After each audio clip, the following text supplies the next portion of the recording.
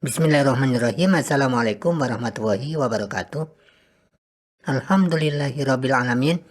Allahumma sholli ala sayyidina Muhammad wa ala alihi wa ashabihi ajma'in, amma ba'du. Sahabat sekalian yang saya hormati, langsung saja mari kita mengkaji salah satu hadis Rasulullah Shallallahu alaihi wasallam sebagaimana yang diriwayatkan oleh Imam At-Tirmidzi berikut ini.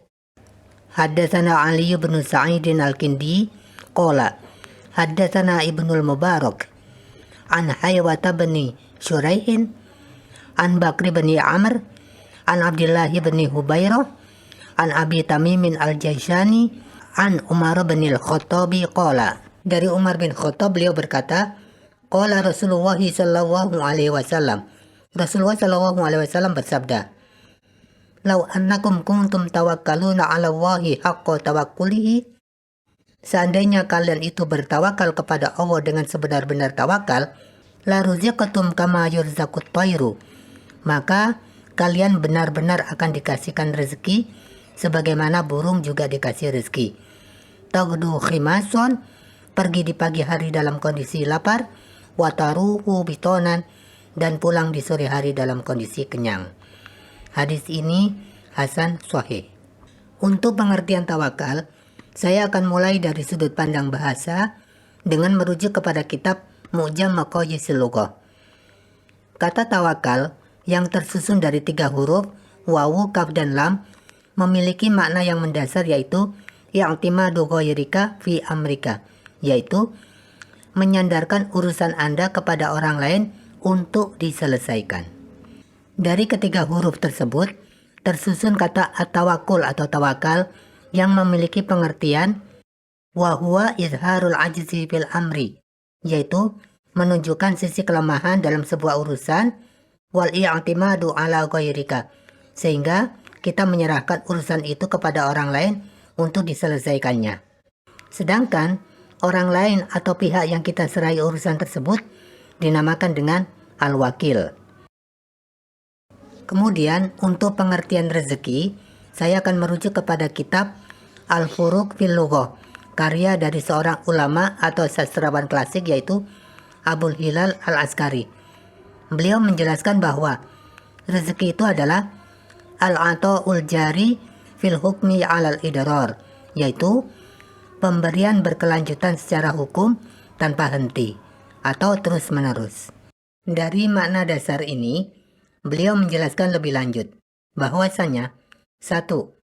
Rezeki dari Allah akan terus mengalir kepada hambanya sampai akhir hayat. Kedua, pendapatan yang diperoleh dengan cara yang haram tidak termasuk rezeki, karena cara yang haram itu tidak sah menurut hukum agama. Ketiga, harta yang diperoleh melalui pencurian bukanlah termasuk rezeki.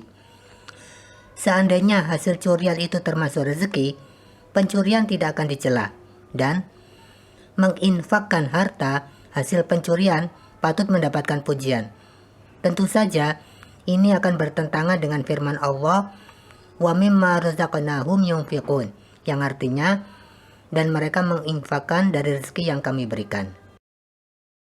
Untuk penjelasan hadis ini, saya ingin memberikan kesimpulan terlebih dahulu sebagai titik temu dari beragam penjelasan para ulama di dalam kitab-kitab yang akan kita kaji nantinya. Tawakal yang sesungguhnya adalah tetap ada usaha fisik untuk mengharapkan rezeki sebagaimana burung yang terbang. Dan tawakal itu bukan berarti pasrah tanpa usaha. Namun, di balik usaha itu harus ada keyakinan yang benar, yaitu hanya Allah semata sebagai pemberi rezeki, bukan usaha, bukan pekerjaan atau yang lainnya. Lalu, bekerja itu untuk apa? Jawabannya adalah sebagai bentuk ibadah, yaitu ketundukan kita untuk menjalankan perintah Allah Ta'ala. Di antara perintahnya dan juga di antara keteladanan dari para nabi-nabinya adalah bekerja. Allah berjanji bahwa siapapun yang mengikuti perintahnya akan mendapatkan kebaikan-kebaikan. Wallahu a'lam. Untuk penjelasan lebih detailnya, mari kita mengkaji beberapa kitab. Saya awali dari kitab Rasail Ibnu Abi Dunya fi Zuhdi wa Raqaiqi wal Wara'. Tentang hadis ini beliau menjelaskan bahwa haqqo tawakkulihi, yang artinya tawakal yang benar adalah bi an ta'lamu yaqinan alla fa'ila illallah wa anna kulla mawjudin min khalqin wa rizqin wa ta'in wa man'in min Allah ta'ala. Yaitu kita harus memiliki pemahaman yang kuat bahwasanya tidak ada aktor kecuali Allah. Dan segala apa yang ada ini, mulai dari penciptaan, rezeki, pemberian, dan juga hambatan, itu juga karena Allah Ta'ala. Tsumma tas'auna fit talabi 'alal wajhil jamil. Nah, kemudian berlandaskan keyakinan tersebut, kita berusaha mengharapkan rezeki dari Allah dengan cara-cara yang baik. Wa tawakkul idharul ajzi wal i'timadu 'alal mutawakkali 'alaihi. Jadi, tawakal itu adalah kita menunjukkan bahwasanya kita itu lemah dan kita bersandar kepada Allah karena Allah itu maha kuasa di atas segalanya. Ursida biha ila tarkil asbabid dunyawiyati wal istighali bil amalil ukhrawiyati thiqatan billahi wa bikifayatihi. Di sini kita disarankan untuk tidak bersandar kepada sebab-sebab duniawi karena memang sebab-sebab duniawi itu tidak memberikan rezeki. Dan kita disarankan pula untuk lebih sibuk kepada amalan-amalan ukhrawi karena kita sudah yakin kepada Allah, hanya Allah semata yang akan memenuhi segala kebutuhan kita. Kemudian di sini dipertanyakan, bagaimana dengan mereka yang masih percaya bahwa sebab-sebab duniawi itu adalah sebab dihadirkannya rezeki, sebagaimana terbangnya burung yang karena itu ia mendapatkan rezekinya. Dijawab di sini, sebetulnya tidak ada hukum sebab akibat di balik terbangnya burung.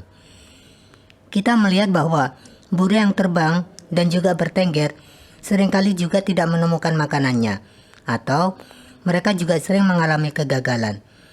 Bahkan kalau menurut saya, mereka terbang untuk mencari makan, tetapi justru menjadi santapan bagi predator yang lainnya. Jadi, terbangnya burung itu karena memang burung diciptakan untuk terbang sesuai dengan struktur tubuhnya, dan hanya itu yang bisa mereka lakukan. Walaupun tidak memiliki akal kreativitas, tidak tahu kemana harus mendapatkan makanannya secara pasti, dengan terbang yang bisa mereka lakukan, Allah tetap memberikan rezeki. Untuk itulah, burung dijadikan contoh di dalam bertawakal. Sedangkan kita yang diberikan akal pikiran oleh Allah, kita harus lebih bertawakal kepadanya. Apalagi kita saat ini sedang sibuk dengan amalan-amalan terbaik setelah iman, yaitu sebagai pencari ilmu. Dengan demikian, hadis ini mengingatkan bahwa pekerjaan bukanlah pemberi rezeki. Hanya Allah semata pemberi rezeki. Tapi, ini bukan berarti bahwa kita dilarang untuk bekerja. Sebab, Allah Subhanahu wa Ta'ala berfirman di dalam surah Al-Mulk ayat 15 sebagaimana berikut. A'udzubillahi minasyaitonirrajim. Bismillahirrahmanirrahim. Huwallazi ja'ala lakumul arda dalulan famshu fi manakibiha wa kulu min rizqihi wa ilaihin nusyur. Yang artinya, dialah Allah yang menjadikan bumi menjadi mudah untuk kalian jelajahi. Maka jelajahilah di segala penjurunya, dan makanlah sebagian dari rezekinya, dan hanya kepada Allah lah nanti kamu akan dikembalikan. Wallahu a'lam. Penjelasan di dalam kitab Rasail ini juga dijelaskan kembali di dalam kitab Faidul Qadir. Tapi di dalam kitab ini terdapat syair dari Syekhul Islam As-Sobuni yang ingin saya bacakan.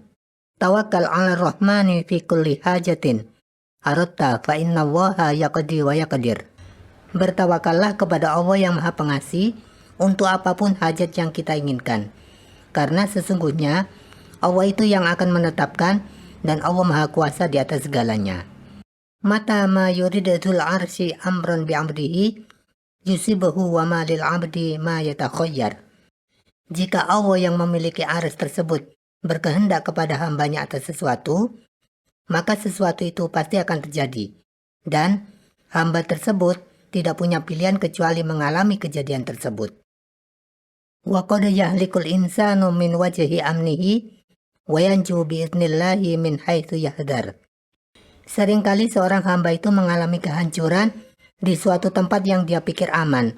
Sebaliknya, seorang hamba seringkali mendapatkan keselamatan atas izin Allah dari suatu tempat yang sebelumnya dia pikir itu membahayakan. Sahabat sekalian, menggantungkan hati kepada sebab-sebab duniawi pernah terjadi kepada umat muslim. Mari kita melihat kepada firman Allah di dalam surah At-Taubah ayat 28 berikut ini. Ya ayyuhalladzina amanu innamal musyrikuna najasun fala yaqrabul masjidal haram. Fala yaqrabul masjidal harama ba'da 'amihim hadza. Wa in khiftum 'ailatan fasawfa yughnikumullahu min fadlihi in syaa. Innallaha 'alimun hakim. Artinya, hai orang-orang yang beriman, sesungguhnya orang-orang yang musyrik itu najis. Maka janganlah mereka mendekati Masjidil Haram sesudah tahun ini. Dan jika kamu khawatir menjadi miskin, maka Allah nanti akan memberikan kekayaan kepadamu dari karunia-Nya jika Dia menghendaki. Sesungguhnya Allah Maha Mengetahui lagi Maha Bijaksana.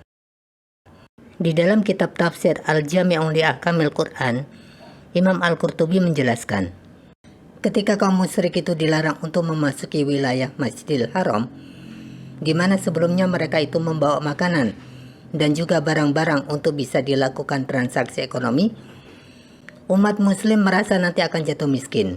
Sebab, jika kaum musyrik itu dilarang masuk, bagaimana ekonomi berjalan dan bagaimana kehidupan itu berkelanjutan.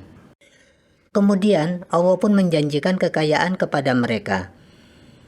Kalimat fasawfa yughnikumullahu min fadlihi in syaa adalah pemberitahuan tentang masa depan. Sebuah janji Allah yang benar-benar terjadi setelah itu. Ini adalah bagian dari mukjizat. Ini menurut pandangan Imam Ar-Razi. Dan setelah itu memang terbukti bahwasannya umat muslim mendapatkan banyak kemenangan dan juga mendapatkan kiriman jizyah dari kaum Zimmah. Selain itu, Ikrimah mengatakan terjadinya hujan terus-menerus sehingga tanah menjadi subur dan tanaman menghasilkan panen yang berlimpah. Kesuburan tanah Tabala dan Jaras menghasilkan banyak makanan yang dikirimkan ke Mekah. Kemudian, penduduk di wilayah Arab juga semakin banyak yang memeluk Islam, sehingga mereka yang datang untuk berhaji semakin banyak dan perdagangan menjadi semakin ramai. Dan Allah pun memberikan kekayaan melalui jihad serta keunggulan-keunggulan mereka dibanding umat-umat yang lainnya. Selanjutnya, kalimat insya'a patut untuk kita kaji bersama. Sebelumnya, melalui kalimat fasawfa yughnikumullahu min fadli, ini bertujuan untuk menghilangkan kekhawatiran dari umat muslim yang takut jatuh miskin. Namun ketika ada kalimat insya'a yang berarti jika Allah menghendaki, bukankah itu bisa bermakna bahwa ini belum pasti terjadi? Kemudian Imam Ar-Razi pun memberikan penjelasan. Pertama, dengan adanya insya'a, maka umat muslim tidak terlena kepada janji yang dianggap pasti terjadi. Dengan begitu, umat muslim diharapkan untuk terus merendahkan diri di hadapan Allah, serta terus berharap untuk mendapatkan kebaikan dan dijauhkan dari bencana. Kedua, ini mengajarkan untuk terus menjaga sopan santun kepada Allah Ta'ala. Dengan kata lain, tentang masa depan tidak bisa disikapi sembarangan, karena semua itu di bawah kehendak Allah semata. Ketiga, kata ini bisa bermakna at-tabaid atau bagian. Dengan kata lain, janji Allah tersebut bisa dimaknai terjadi tidak di setiap waktu atau persoalan, tapi bisa saja terjadi di waktu-waktu tertentu atau untuk persoalan-persoalan tertentu saja. Wallahu a'lam. Imam Al-Qurtubi menambahkan bahwa kalimat insya'a menunjukkan bahwa rezeki itu tidak diperoleh melalui perjuangan. Rezeki adalah fadilah dari Allah semata, dan Allah lah yang mengendalikan pembagian rezeki kepada hamba-hambanya. Ini sangat jelas sekali ketika kita melihat kepada firman Allah di dalam surah Az-Zukhruf ayat 32 sebagaimana berikut. Bismillahirrahmanirrahim. Ahum yaqsimuna rahmata rabbik nahnu qasamna bainahum ma'isyatahum fil hayatid dunya wa rafa'na ba'dahum fawqa ba'din darajat liyattakhidha ba'duhum ba'dun sukhriya wa rahmatu rabbika khairum mimma yajma'un. Artinya, apakah mereka yang membagi-bagi rahmat Tuhanmu? Kami telah menentukan antara mereka penghidupan mereka dalam kehidupan dunia. Dan kami telah meninggikan sebagian mereka di atas sebagian yang lain beberapa derajat, agar sebagian mereka dapat mempergunakan sebagian yang lainnya. Dan rahmat Tuhanmu lebih baik dari apa yang mereka kumpulkan. Surah At-Taubah ayat 28 ini menunjukkan bahwa hati diperbolehkan untuk terikat dengan sebab-sebab duniawi. Dan itu tidak membatalkan tawakal. Walaupun pemberian rezeki itu kehendak Allah, tetapi rezeki juga terikat dengan sebab-sebab duniawi. Dan ini akan mengandung pelajaran. Dengan begitu, akan diketahui mana hati yang terikat dengan sebab-sebab duniawi dan mana hati yang bertawakal kepada Allah. Pendek kata, mengaitkan usaha melalui sebab-sebab duniawi itu tidak membatalkan tawakal. Sebagaimana burung juga terbang untuk kemudian mereka mendapatkan rezekinya. Wallahu a'lam. Bagaimana dengan mereka yang berpandangan bahwa tawakal itu tidak usah kerja fisik? Imam Al-Ghazali menjelaskan sebagaimana berikut. Mereka yang berpandangan bahwa tawakal itu meninggalkan kerja fisik dan tidak mau merenungkan dengan hati, bertindak seperti kain lap yang jatuh tergeletak di atas lantai, atau daging yang tergeletak di atas tatakan bersifat pasif untuk siap dipotong, maka itu adalah cara pandang yang bodoh. Perilaku semacam itu dilarang di dalam syariah. Bagaimana mungkin untuk mencapai makom tertentu yang lebih tinggi di dalam syariah bisa diperoleh dengan cara-cara yang justru dilarang oleh syariah, yaitu tidak mau berusaha. Jadi, tawakal itu sebenarnya membawa pengaruh bagi seseorang untuk bergerak dan menggunakan ilmunya untuk mencapai tujuannya. Setidaknya, usaha seseorang itu meliputi yang pertama, usaha untuk mendapatkan kebaikan yang belum diperolehnya, seperti berdagang. Yang kedua adalah usaha untuk menjaga kebaikan yang sudah didapatkan, seperti menabung atau menyimpan. Yang ketiga, usaha untuk mencegah keburukan, seperti melakukan perlindungan harta dari aksi pencurian. Dan yang keempat adalah usaha untuk menghilangkan keburukan, seperti berobat karena sakit. Imam Ibnu Qayyim Al-Jauziyah juga menjelaskan di dalam Al-Fawaid bahwa ketika Allah memerintahkan sesuatu kepada hambanya, Allah juga memberikan jaminan kebaikan di balik itu. Karena itu, siapa yang menjalankan perintah Allah, maka Allah akan memenuhi segala kebutuhannya serta memberikan pertolongannya. Dengan demikian, orang yang cerdas adalah dia yang fokus menjalankan perintah Allah, dan dengan itu nantinya dia mendapatkan kebaikan-kebaikan yang sudah dijanjikan oleh Allah.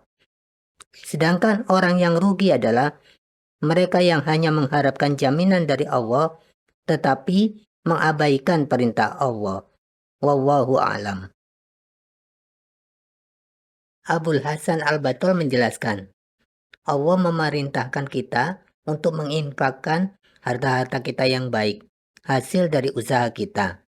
Allah juga berfirman di dalam surah Al-Baqarah ayat 173, "Faman ibtagha ghaira baghim wala 'adin fala itsma 'alaih." Yang artinya, maka barang siapa yang terpaksa harus makan makanan yang haram, padahal dia tidak suka, tapi juga tidak berlebihan, maka baginya itu tidak berdosa.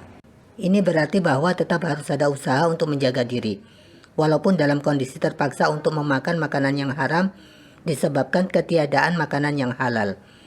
Jika tidak mau berusaha sehingga kondisi badan menjadi rusak, itu bisa berarti bunuh diri. Sebab bagaimanapun Allah tidak akan menurunkan makanan dari langit. Rasulullah adalah sebaik-baik makhluk. Beliau juga pernah mengalami kelaparan. Namun demikian, Allah juga tidak menurunkan makanan dari langit.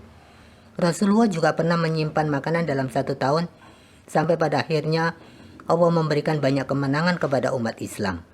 Ini artinya bahwa jika tidak mau berusaha dengan alasan tawakal, bagaimana semua itu bisa diamalkan, bisa berinfak, menjaga kesehatan, dan juga menjaga hidup untuk berkesinambungan.